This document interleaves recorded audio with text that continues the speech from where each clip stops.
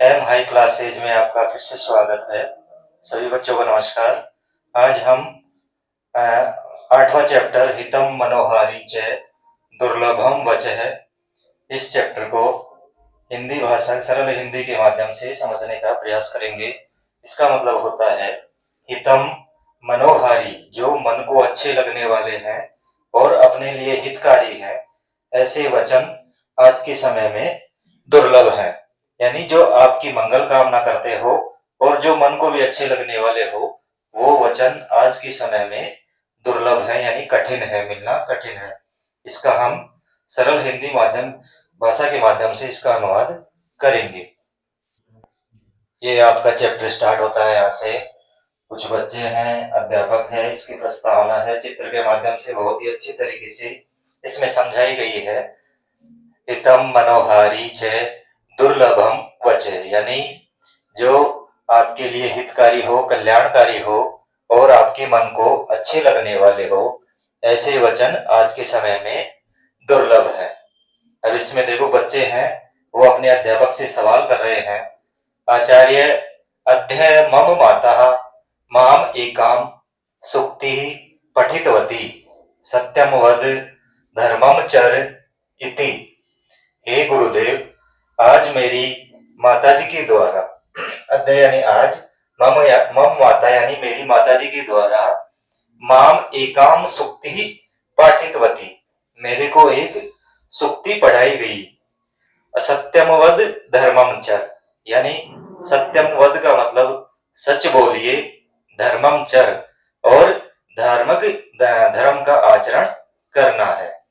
यानी वो बच्चा है, वो अध्यापक से कह रहा है, पूछ रहा है कि आज मेरी माँ ने मेरे को एक सूक्ति पढ़ाई, सत्यम वद धर्मम चर, यानी सच बोलना है और धर्म का आचरण करना है। आचार्य है सुक्ति ही इति युक्ति ही के अभिप्राय। अब एक दूसरा बालक है, वो गुरुजी से पूछ रहा है, हे गुरुदेव, सुक्ति ही, सुक्ति इति उक्ति के, यानी सुक्ति, ये जो उक्ति है, ये जो कथन है, इसका क्या अभिप्राय है, यानी इसका क्या मतलब है, प्रश्न पूछ रही है। फिर गुरुजी उनसे कहते हैं, सुक्ति ही इति उक्ति ही सुंदरम वचनम, सुक्ति, इसको सुंदर वचन कहते हैं। सुक्ति का मतलब क्या हो गया? सुंदर वचन। सुक्तिषु जीवन मूल्यानि निहितानि भवन्ति, सुक्तियों में जीवन के मूल्य निहित होते हैं, यानी जो सुक्तियां होती है वो हमें अपने जीवन के बारे में, जीवन में जो मूल्य है, काम आने वाले मूल्य हैं, वो सुक्तियों के माध्यम से कहे गए हैं। आगे है, आगे बच्चे कह रहे हैं, महोदय सुक्तय अस्मान सन्मार्गम प्रति नयन्ति इति अहम श्रुतवान। एक बच्चा पूछ रहा है गुरुजी से, हे श्रीमान जी, सुक्तय अस्मान, यानी ये जो सुक्तियां हैं वो हमें सन्मार्गम प्रति नयन्ति, यानी सही रास्ते की तरफ ले जाती हैं। इति अहम श्रुतवान, ऐसा मेरे द्वारा, हमारे द्वारा सुना गया है। बच्चे क्या कह रहे हैं कि हमने ऐसा सुना है कि जो सुक्तियां हैं वो हमें सही रास्ते के ऊपर ले जाने के लिए प्रेरित करती है या सही रास्ता दिखाती है, ऐसा हमने सुना है। फिर दूसरा बच्चा है, वो पूछ रहा है, आचार्य है अस्मासु कुतूहलम वर्धते वयम एतः सुक्ति पठामः। हे गुरुदेव, अस्मासु कुतूहलम वर्धते, यानी हमारी जो जानने की जो जिज्ञासा है वह बढ़ रही है। वयम एतः सुक्ति पठामः, हम सब इन सुक्तियों के बारे में पढ़ने की इच्छा रखते हैं या पढ़ना चाहते हैं। फिर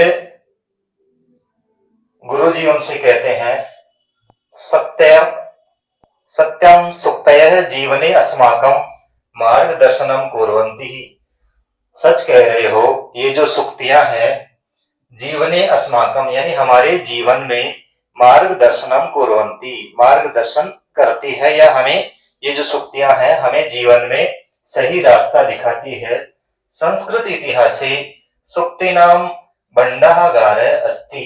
संस्कृत का जो साहित्य है वो सुक्तियों का भंडार है, यानी संस्कृत भाषा में बहुत सारी सुक्तियां लिखी गई है।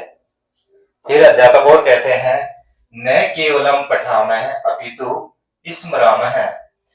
अध्यापक उनसे कहते हैं कि आज हम न केवल इनके बारे में पढ़ेंगे, अपितु स्मरामः, अपितु इनको याद भी करेंगे, जीवने आचरामः च, और अपने जीवन में इसका आचरण भी करेंगे, यानी अपने जीवन में इन सुक्तियों का उपयोग भी करेंगे। अब ये चैप्टर होता है आपका प्रारंभ। इस प्रस्तावना के माध्यम से, चित्र के माध्यम से बच्चों ने अध्यापक से सुक्तियों के बारे में पूछा है। अब अध्यापक हैं वो बच्चों को सुक्तियों के बारे में पढ़ा रहे हैं। इस चैप्टर में छोटी छोटी 10 सुक्तियां दी गई है, उनको सरल संस्कृत के माध्यम से इसमें समझा रखा है।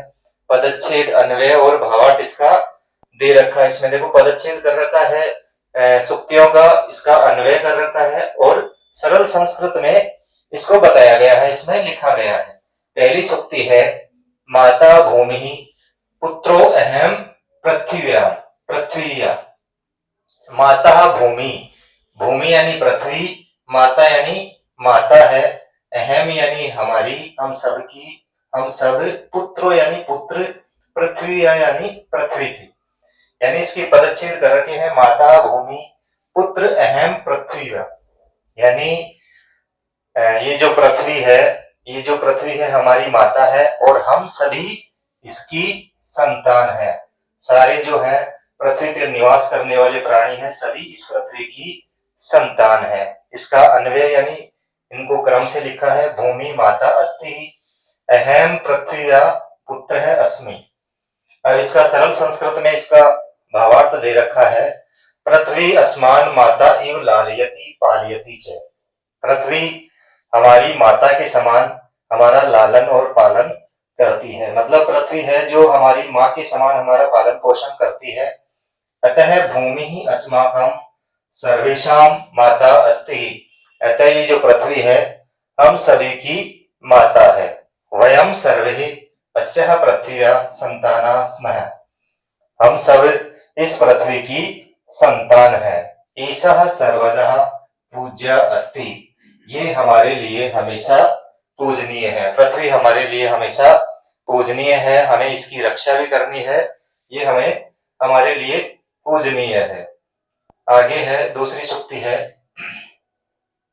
ये देखो एक चित्र के माध्यम से 2 बच्चे दिखा रखे हैं और ये पृथ्वी के साथ इनका दोनों का चित्र दे रखा है। आगे है दूसरी सुक्ति है, न रत्नम अन्विष्यति ही मृग्यते ही तत्।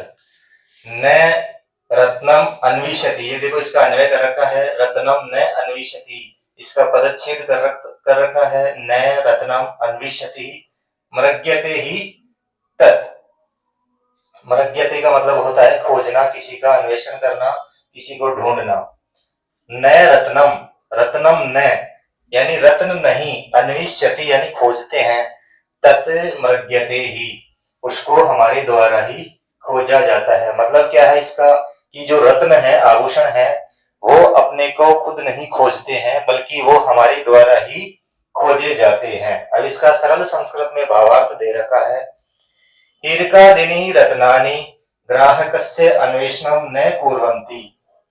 हीरे आदि जो रत्न है ग्राहकस्य अन्वेषणं न कुर्वन्ति, यानी ये ग्राहक को नहीं ढूंढते हैं। हीरे आदि जो रत्न है वो ग्राहकों को नहीं ढूंढते हैं, अपितु ग्राहका एव रत्नानाम अन्वेषणम कुर्वन्ति। अपितु जो ग्राहक होते हैं वही जो रत्न और आभूषण है उनको ढूंढते हैं, उनको खोजते हैं। तथैव इसी प्रकार अस्मासु यदि गुणा सन्ति, हमारे अंदर यदि गुण होंगे, तर्हि गुणज्ञा स्वयं एव अस्मान अन्विष्य आगच्छन्ति। तभी क्या होगा, अगर हमारे अंदर गुण है, योग्यता है, तो लोग हमें खुद को ढूंढते हुए हमारे पास आएंगे। गुणों की हमेशा पूजा होती है, इसीलिए जो गुणी व्यक्ति है वह पूजा जाता है, उसी को लोग ढूंढ करके उसके पास जाते हैं, वह आदमी दूसरों के पास नहीं जाता है। अगली अगली सूक्ति है, तीसरी है, शरीरम आद्यम खलु धर्म साधनम। इसका देखो अन्वय कर रखा है, पदच्छेद कर रखा है, शरीरम आद्यम खलु धर्म साधनम। इसका अन्वय यानी क्रम से इसको जचा रखा है, शरीरम खलु आद्यम धर्म साधनम। अब देखो आद्यम यानी आज, शरीरम यानी जो अपना शरीर हो, वो जो स्वस्थ रहेगा तो ही हम धर्म को आगे बढ़ाएंगे, धर्म का काम कर सकेंगे। तो सबसे पहले हमें क्या करना है, अपना जो शरीर है उसको स्वस्थ रखना है, तभी हम धार्मिक आचरण कर सकते हैं। इसका देखो संस्कृत में, सरल संस्कृत में इसका भावार्थ दे रखा है, यदि अस्माकं शरीरम स्वस्थम अस्ति, यदि हमारा जो शरीर है स्वस्थ है, तर्हि वयम स्व कर्तव्यस्य पालनम कर्तुम शक्नुमः। यदि हमारा शरीर बिल्कुल स्वस्थ है तो ही हम सब स्व कर्तव्य से, अपने कर्तव्यों का पालन कर्तुम शक्नुमः, करने में सक्षम है। यदि हमारा शरीर स्वस्थ होगा तो ही हम सब अपना जो काम है, अपना कर्तव्य है, उसकी पालन करने में सक्षम है। अतः अस्माभिः स्व शरीरस्य रक्षा सर्वथा करणीया। अतः हमें अपने शरीर की रक्षा हमेशा करनी चाहिए, हमें स्वास्थ्य का ध्यान हमेशा रखना चाहिए। यतः शरीरम एव धर्म पालनस्य प्रथमम साधनम अस्ति। इसीलिए जो अपना शरीर है अगर स्वस्थ रहेगा तो धर्म के पालन के लिए सबसे पहला जो साधन है अपना जो है स्वस्थ शरीर है। इसमें देखो बच्चों के योग करते हुए चित्र दे रखा है। दूसरे चित्र में एक लड़की है जो भोजन कर रही है, जो स्वास्थ्य वर्धक है, जो स्वास्थ्य के लिए लाभदायक है। देखो फल फ्रूट है, दूध है, वो खा रहे हैं। तीसरा है अध्ययन कर रहा है, उसमें लड़की है एक। और चौथे में खेल कूद। ये सभी चीजें अपने जीवन के लिए आवश्यक है, अपने शरीर को स्वस्थ रखने के लिए ये सभी क्रियाएं करना आवश्यक है। खेल कूद भी आवश्यक है, योग है, स्वस्थ भोजन है और नियमित अध्ययन है, वो अपने शरीर के लिए बहुत, स्वास्थ्य के लिए बहुत लाभदायक होते हैं। अगली जो सूक्ति है इसमें दे रखा है, क्षणशः कणशश्चैव विद्याम अर्थम च साधयेत्। क्षणशः इसके पदच्छेद कर रखा है, क्षणशः कणशः च एव विद्याम अर्थम च साधयेत्। इसका अन्वय कर रखा है, इसको क्रम से लिख रखा है, क्षणशः एव विद्याम कणशः एव अर्थम च साधयेत्। क्षणशः का मतलब होता है प्रत्येक क्षण, प्रत्येक मिनट आपके एव विद्याम यानी विद्या प्राप्त करने के लिए आपको निरंतर लगातार प्रत्येक क्षण विद्या प्राप्त करनी चाहिए। कणश एव अर्थम च साधयेत्। और जो धन इकट्ठा होता है वो भी आपको एक साथ इकट्ठा नहीं होता है। कणश यानी छोटे छोटे कण, यानी छोटे छोटे टुकड़ों में, छोटे छोटे हिस्सों में उसको इकट्ठा करेंगे तो ही धन इकट्ठा हम कर पाएंगे। अर्थम का मतलब होता है यहाँ पर धन। धन भी आप एक साथ इकट्ठा नहीं कर सकते, एक दिन में धन इकट्ठा नहीं होता है। और विद्या भी क्या होती है, एक दिन में विद्या भी आप प्राप्त नहीं कर सकते। इन दोनों के लिए निरंतर प्रयास करने से ही आपका काम सफल होगा, विद्या प्राप्त होगी और धन भी निरंतर प्रयास से, कण कण से ही आपका धन जुड़ेगा। अब इसका देखो सरल संस्कृत में भावार्थ दे रखा है, ज्ञानम प्राप्तुम समयस्य निरंतरम उपयोग करणीय। यानी ज्ञान प्राप्त करने के लिए समय का निरंतर उपयोग करना चाहिए। यानी निरंतर आप निरंतर विद्या का अध्ययन करोगे तो ही वो आपको ज्ञान की प्राप्ति होगी। एकस्य अपि क्षणस्य नाशः न करणीय। आपको एक क्षण भी उसका अनुपयोग नहीं करना है। यानी विद्या प्राप्त करने के लिए आपको प्रत्येक क्षण काम में लेना है, उसका नाश नहीं करना, समय को बर्बाद नहीं करना है। एवं एव यदि कोऽपि धनस्य संग्रहं कर्तुम इच्छति, और यदि कोई भी धन इकट्ठा करने की इच्छा रखता है, तर्हि स निरंतरम, तो वह निरंतर रूप्यकस्य संग्रहणं कुर्यात्, तो वह निरंतर लगातार रुपयों का इकट्ठा करेगा, रुपयों को इकट्ठा करेगा। एक साथ धन का भी संग्रह नहीं होता, धन भी इकट्ठा नहीं होता है, कण कण से ही घड़ा भरता है, वो बूंद बूंद से घड़ा भरता है, ये उक्ति कही गई है। तो छोटे छोटे प्रयास करोगे, लगातार प्रयास करोगे तो ही अपने काम में आप सफल हो पाओगे। क्षण त्यागे ही कुतो विद्या कहा गया है। अगर आप क्षण त्यागी यानी अगर आप नियमित अध्ययन नहीं करोगे, अपने क्षण का यानी अपने समय को त्याग करोगे तो उससे विद्या प्राप्त नहीं होती है। कण त्यागी कुतो धनम। और अगर छोटे छोटे हिस्सों को इकट्ठा नहीं करोगे, कणों को मतलब छोटे हिस्सों को नहीं इकट्ठा करोगे तो उससे भी आपका धन इकट्ठा नहीं होगा। आप प्रयास करोगे कि एक साथ धन इकट्ठा करें तो उससे आपका धन इकट्ठा नहीं होगा। कण कण से ही मन होता है। कहावत है कि आप छोटे छोटे हिस्सों में रुपये इकट्ठा करोगे तो एक दिन बहुत बड़ी रकम आपके पास जुड़ जाती है। और वैसे ही अगर निरंतर लगातार विद्या प्राप्त करोगे, अध्ययन करोगे तो आप गुणी विद्यावान हो जाओगे। तो निरंतर प्रयास करना इसके लिए बहुत आवश्यक है। देखो इसमें एक पक्षी है जो निरंतर छोटे छोटे तिनकों से एक अपना घोंसला तैयार कर लेता है, अपना घर तैयार करता है। और एक बालक है जो निरंतर अध्ययन करने से विद्वान बनता है। अगला है, अगली सूक्ति है, सुखार्थिनः कुतो विद्या कुतो विद्यार्थिनः सुखम। इसमें देखो पदच्छेद कर रखा है, सुखार्थिनः कुतः विद्या कुतः विद्यार्थिनः सुखम। सुखार्थिनः यानी जो सुख चाहने वाला है, कुतः विद्या उससे विद्या कैसे प्राप्त होगी, और कुतः किसे विद्यार्थिनः सुखम यानी और विद्यार्थी को सुख नहीं है। देखो इस सूक्ति में बताया गया है कि विद्या किसे प्राप्त होती है।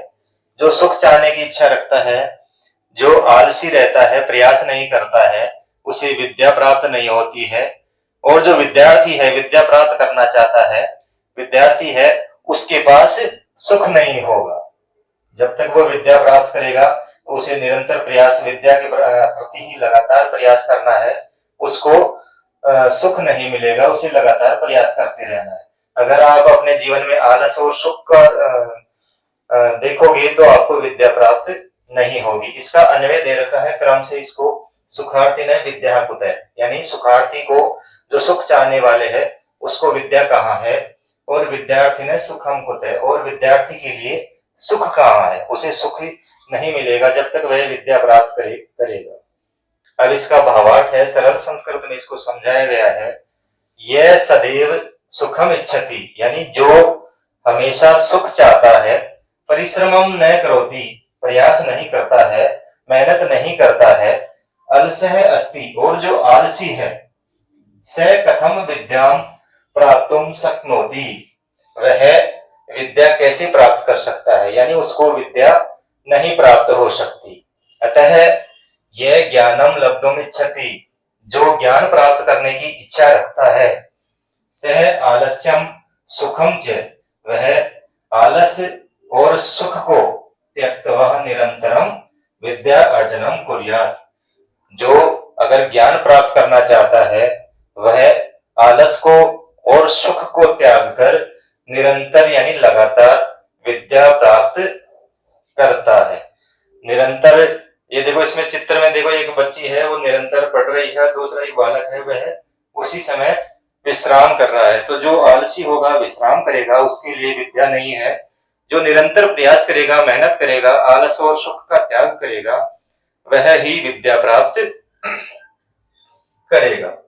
आगे है,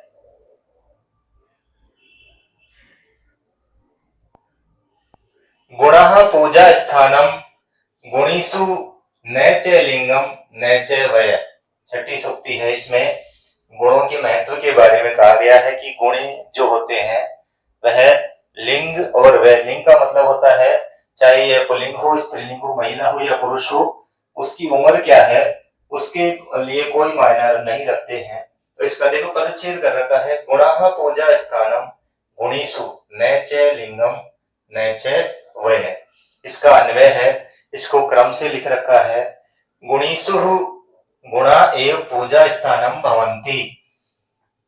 लिंगम च न भवति वयः च न भवति। गुणीषु गुणा यानी जो गुणी लोग हैं, गुणा एव पूजा स्थानम भवन्ति यानी जो गुणी लोग हैं उसके लिए गुण ही पूजा होते हैं। उनके लिए लिंग और उम्र यानी चाहे वह पुरुष है, स्त्री है या कोई और है, उसकी उम्र क्या है उसके लिए कोई मायने नहीं रखती है। इसका देखो सरल संस्कृत में भावार्थ दे रखा है, गुणानाम सर्वदा एव आदर होती यानी गुणी व्यक्ति होते हैं उनको हमेशा सम्मान मिलता है, उनका आदर होता है। गुणवान जन जो गुणी लोग हैं, पुरुष स्त्री व भवेत, वह चाहे पुरुष हो या स्त्री हो, बालः वृद्ध व भवेत, वह बच्चा हो या बूढ़ा हो, स सर्वदा पूजनीय, वह हमेशा पूजनीय एवं भवति यानी होता है। यानी जो गुणी लोग हैं चाहे वह पुरुष हो, स्त्री हो, छोटा बच्चा हो या वृद्ध व्यक्ति हो, वह हमेशा पूजनीय होता है। आदर्श्य करते ही लिंगम आयु व महत्वपूर्णम न भवति यानी आदर्श्य करते ही यानी जिसका सम्मान किया जाता है, लिंगम आयु व महत्वपूर्णम न भवति, उसके लिए उसका लिंग आयु ये महत्वपूर्ण नहीं होती है। लिंग का मतलब होता है चाहे वह पुरुष हो या स्त्री हो, यानी गुणी व्यक्ति हमेशा पूजनीय होता है, चाहे वह बच्चा है, बूढ़ा है, पुरुष है या स्त्री है, उसका हमेशा सभी जगह सम्मान होता है। अगली शक्ति है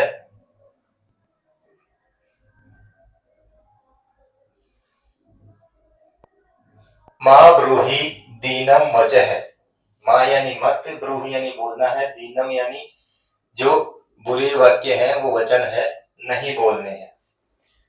इसका पदच्छेद कर रखा है मां ब्रूहि दीनम वचः, अन्वय है त्वम दीनम वचः मां ब्रूहि यानी आपको दीन वचन, दुखी वचन मां ब्रूहि नहीं बोलने चाहिए। आपको जो दूसरों को बुरे लगने वाले वचन है, वाणी है, वो कभी नहीं बोलनी चाहिए। इसका भावार्थ है समाजे सर्वविधा जना भवन्ति, समाज में सभी प्रकार के लोग होते हैं। केचित सहायम कुर्वन्ति, कुछ लोग सहायता करते हैं। केचित केवलम विकथनम कुर्वन्ति, और कुछ लोग केवल घमंडी होते हैं यानी अपना आत्मगर्व ही गर्वित भाषा बोलते हैं, दूसरों को नीचा दिखाने के लिए कठिन कटु शब्द बोलना उनका काम है।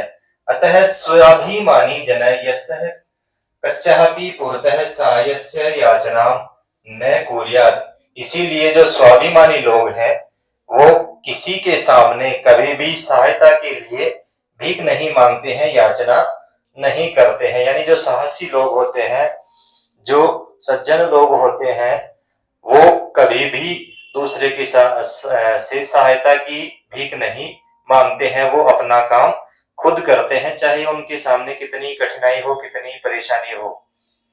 ये देखो इसमें दो चित्रों के माध्यम से, एक चित्र में एक लड़का भीख मांग रहा है, दूसरे में एक बच्ची है, विकलांग है, लेकिन वह तीरंदाजी कर रही है, एक पैर और इसके हाथ भी नहीं है, पैर से देखो अपने गले से, कंधे से इसको पकड़ के तीरंदाजी कर रही है। इसमें दृढ़ इच्छा शक्ति है, इसी के कारण से यह दूसरों के ऊपर आश्रित ना होकर के अपना काम खुद कर रही है। आगे है 8वीं शक्ति है यस्तु क्रियावान पुरुष है स विद्वान है, यानी इसके पदच्छेद देखो, यह तो क्रियावान पुरुष है, स विद्वान है। इसका अन्वय है यह तो क्रियावान पुरुष है, स विद्वान है भवति, यानी जो मनुष्य क्रियावान है, जो पुरुष क्रियावान है, वही विद्वान है। यानी जो अपने जीवन में जिसने ज्ञान प्राप्त किया है, जो ज्ञानी है, उसने अगर अपने जीवन में उसका प्रयोग नहीं किया, सही रास्ते पे उस ज्ञान को नहीं लगाया, अपने आचरण को सही नहीं किया, तो ये ज्ञान व्यर्थ है। तो जो क्रियावान जो पुरुष है वही विद्वान होते हैं। इसमें देखो चित्र में एक लड़का है, बच्चों को खाना खिला रहा है। इसका सरल संस्कृत में देखो भावार्थ है अर्जितस्य ज्ञानस्य जीवने आचरणे व्यवहारे च प्रयोगेण ही मनुष्य वास्तविक है विद्वान भवति, यानी जो मनुष्य अर्जित ज्ञान, जिसने ज्ञान प्राप्त किया है, जीवने अपने जीवन के आचरण में उसको नहीं उतारा है, अपने व्यवहार में प्रयोग नहीं लाए हैं, उस ज्ञान को ही मनुष्य वास्तविक विद्वान भवति, वही मनुष्य वास्तविक विद्वान होता है। यानी जो मनुष्य जिसने जो ज्ञान प्राप्त किया है, उस ज्ञान को अपने जीवन, अपने आचरण में और अपने व्यवहार में प्रयोग किया है, वही मनुष्य विद्वान होता है। न तो केवलम अध्ययन, केवल अध्ययन करने वाला व्यक्ति ही ज्ञानी विद्वान नहीं होता है। अगर उसको अपने जीवन में प्रयोग में नहीं लाओगे तो वह किसी काम का ज्ञान नहीं होता है। विद्या अनुकूल कर्मणः विना व्यर्था भवति। विद्या क्या होती है? अनुकूल कार्य करने के बिना व्यर्थ होती है। अगर आप विद्या को सही रास्ते में नहीं लगाओगे, सही कार्यों में नहीं लगाओगे तो व्यर्थ होती है। ज्ञानम भारे, एक सूक्ति है, ज्ञानम भारे क्रिया बिना, यानी ज्ञान जो है वो एक भार के समान है। अगर आप उसे अपने वास्तविक जीवन में प्रयोग में नहीं लाते हो, उसको काम में नहीं लाते हो, तो वही ज्ञान आपके लिए भार के समान हो जाता है। अगला है, अगली सूक्ति है, शीलम परम परम भूषणम। शीलम का मतलब क्या होता है? चरित्र। भूषणम का मतलब होता है आभूषण। इसका पदच्छेद शीलम परम आभूषणम, अन्वय है इसका शीलम परम भूषणम अस्ति, यानी जो आपका चरित्र है वो आपका सर्वश्रेष्ठ आभूषण है। इसका सरल भावार्थ है संस्कृत के माध्यम से, मनुष्यस्य आचरणम एव श्रेष्ठम आभूषणम अस्ति। मनुष्य का जो आचरण है वह ही उसका सबसे सर्वश्रेष्ठ आभूषण होता है। सदाचारम विना अन्य ही गुणा निरर्थका भवन्ति। सदाचार के बिना जो दूसरे गुण हैं वह निरर्थक होते हैं। अगर आपका आचरण सही नहीं होगा तो चाहे कितने ही आपके पास दूसरे ज्ञान हो, वो आपके लिए निरर्थक है। तो अपने जीवन, अपने आचरण को हमेशा अच्छा रखना चाहिए। सबसे शीलम परमम भूषणम, यानी आपका जो आचरण है वह श्रेष्ठ, सर्वश्रेष्ठ आभूषण होता है। अगला है, हितम मनोहारी च दुर्लभम वचन। ये इस पाठ का नाम भी था। ये देखो, इसमें हितम का मतलब आपके लिए हितकारी, अच्छा सोचने वाले, मनोहारी और मन को अच्छे लगने वाली, च यानी और, दुर्लभम वचय, वचय यानी वाणी दुर्लभ है। इसका पदच्छेद क्या हो गया? हितम मनोहारी च दुर्लभम वचय, अन्वय हो गया हितम मनोहारी च वचय दुर्लभम भवति, यानी जो आपके लिए हितकारी हो, मन को अच्छी लगने वाली वाणी है, इस समय में वह दुर्लभ है। यानी ऐसी वाणी कहीं नहीं मिलती है, बहुत दुर्लभ है। जो आपका अच्छा भी सोचे और वो आपको अच्छी भी लगे, आपके लिए हितकारी भी हो, आपके बारे में अच्छा सोचे और आपके लिए मन को अच्छी लगने वाली वाणी भी हो, वह इस समय में दुर्लभ है। आज के समय में वह ऐसी वाणी नहीं मिलती है। इसका भावार्थ है, केचन हितकारकम वचनम वदंती। कुछ लोग आपके लिए हितकारी वचन बोलेंगे, किंतु तत् कठोरतया वदंती, किंतु वो आपके लिए कठोरतम, यानी वो आपको कठोर भाषा में इसका प्रयोग करेंगे। आपके लिए वो अच्छी बातें होंगी, आपके हित के लिए होंगी, लेकिन उनकी वाणी में कठोरता होगी। केचन मनोरंजकम वाक्यम वदंती। कुछ लोग मनोरंजन पूर्वक वाक्य बोलते हैं, मनोरंजक वाक्य बोलते हैं, आपको कहते हैं, किंतु ततः हितकारकम न भवति, किंतु वो आपकी जीवन में काम आने वाले नहीं है, आपके लिए हितकारी नहीं होते हैं। तादृशम वचनम दुर्लभम भवति, ऐसे वचन दुर्लभ है। यति यानी जो, हितकारकम अपि स्यात्, जो आपका हित चाहने वाले हो, मनोरमम अपि स्यात्, और आपके लिए अच्छे लगने वाले, मन को अच्छे लगने वाले शब्द भी हो। यानी ऐसी वाणी दुर्लभ है जो आपका हित सोचने वाली हो और आपको मन को अच्छी लगने वाली वाणी हो। ये आपका चैप्टर समाप्त होता है। धन्यवाद। अगली क्लास में हम इसके प्रश्न और उत्तर सरल हिंदी भाषा के माध्यम से समझने का प्रयास करेंगे। धन्यवाद।